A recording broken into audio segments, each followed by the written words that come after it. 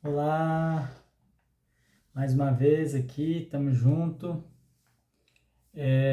Eu queria falar hoje sobre algo que me chamou muita atenção, que eu acabei lendo, e é sobre maturidade nos processos. Por que isso me chamou a atenção? Na verdade, isso me deixou assim, ó, brabo. Brabo porque eu não sou igual esse cara, né? Mas vou tentar ser melhor. O que aconteceu? Eu estava lendo um pouco sobre Josué. Eu gosto muito de Josué, gosto muito da história dele.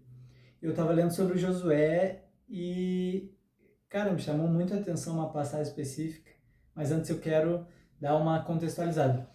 Josué foi um dos 12 espiões e ele e Caleb foram os que permaneceram justos. Quando eles foram espionar a Terra Prometida, os outros 10 espiões falaram: é uma terra de gigantes, se a gente entrar a gente vai morrer, eles são mais poderosos que nós. Não. Temeram e fizeram o povo temer. E com esse pecado, o povo teve que andar 40 anos no deserto. Só que Josué e Caleb foram firmes. Eles falaram: não, Deus vai nos dar a vitória. A gente tem fé no nosso Deus.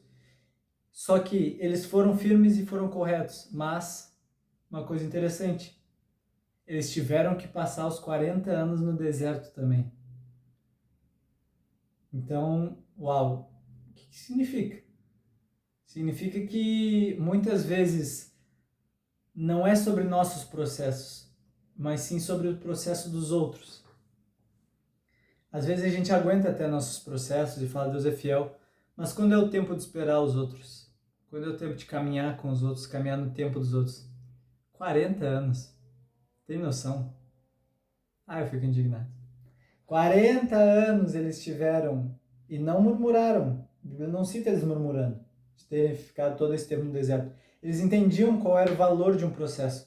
Eles entendiam que o processo levava tempo e que a geração teria que morrer. Claro, eles dois foram os únicos que permaneceram daquela geração, mas mesmo assim, 40 anos. Tá louco? E ainda ele fala aqui que foi o que me chamou a atenção, Josué capítulo 14, versículo 10, fala assim, ó: agora, como você vê, em todos esses 45 anos, desde que Moisés disse essas palavras, o Senhor me preservou como havia prometido, mesmo quando Israel vagava pelo deserto. Hoje estou com 85. Aí agora ele vai humilhar. Continuo forte como no dia em que Moisés me enviou. E ainda posso viajar e lutar tão bem quanto naquela época. Toma. Cara, esse cara passou um processo que nem era para ele passar, não era nem dele, era do povo. Entendeu? E ele fala assim: esse tempo me fez ser mais forte. Esse tempo me fez ser melhor. Eu tô mais maduro, eu tô melhor ainda do que eu tava. Cara, como é que pode, cara, tu não murmurar? Eu tenho que orar a Deus, eu preciso orar a Deus para ter um coração assim. Porque se eu tivesse que ficar 3 dias esperando uma pessoa, eu já ia ficar brabo, entendeu? Esperando pelos outros. Mas não, o mais forte, ele sempre cuida do mais fraco. Sempre foi assim. Jacó, quando ele foi encontrar o irmão dele, ele andou com os mais lentos. Ele falou: não, meu irmão, pode ir na frente depois de ter encontrado, porque eu vou caminhar ao passo dos mais lentos. O mais forte, ele sempre cuida do mais fraco. Então a gente vê Josué passou por um processo de 40 anos no deserto, um processo que ele não merecia ter passado, não merecia, porque ele foi justo, ele foi correto diante de Deus, mas ele passou porque ele sabia que era necessário aquela geração se ir.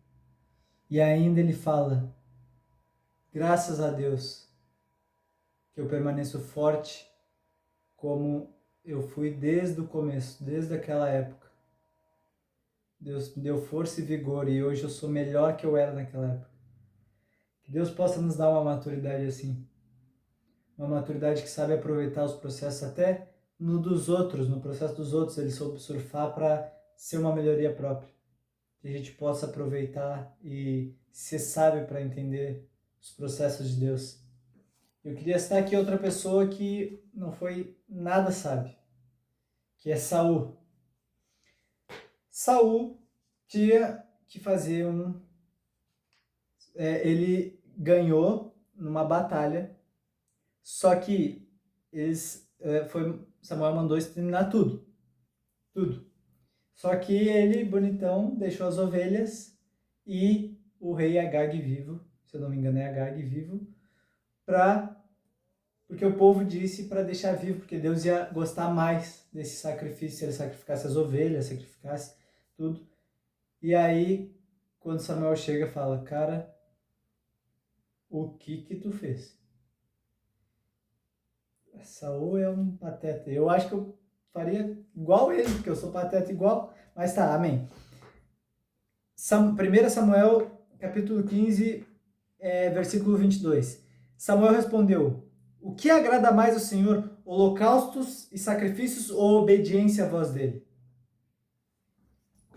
Ouça, a obediência é melhor que o sacrifício, e a submissão é melhor do que a oferta gorduras de carneiros. Então a gente entende às vezes, obedecer é melhor que sacrificar. Eu pensava antes, assim, é melhor obedecer agora do que eu ter que sacrificar depois. Mas não é eu obedeço agora senão eu sacrifico depois, não. É melhor tu obedecer o que Deus está te mandando do que tu fazer 1000 sacrifícios que Deus não pediu, 1000 votos que Deus não pediu, 1000 entregas que Deus não pediu, que é um absurdo. Entregas absurdas. Eu já fiz milhões de entregas absurdas que Deus não pediu. E o que é melhor? A obediência ou o sacrifício? Deus prefere a obediência. E olha o que ele fala depois. A rebeldia é um pecado tão grave quanto a feitiçaria.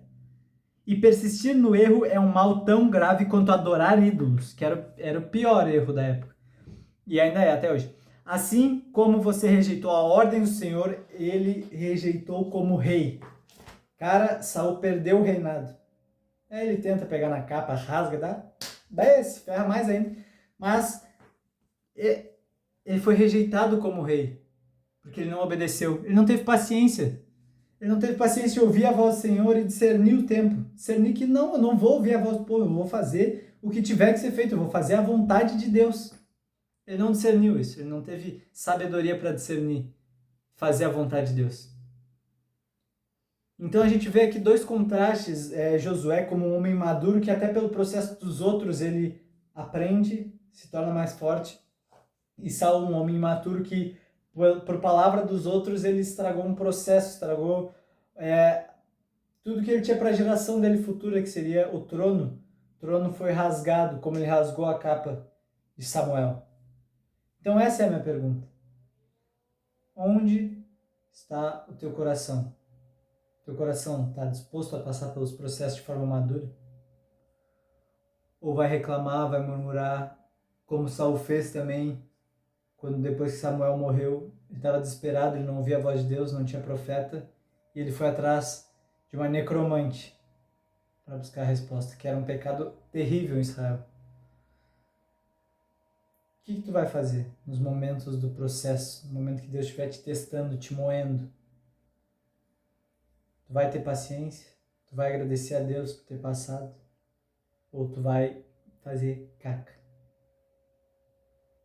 Eu já passei por um processo que eu fui maduro e foi excelente. Amadureci muito, Deus foi fiel comigo.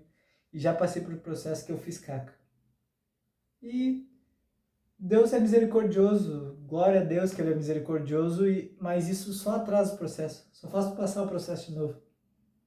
O povo teve que ficar vagando em círculos no deserto para passar o processo.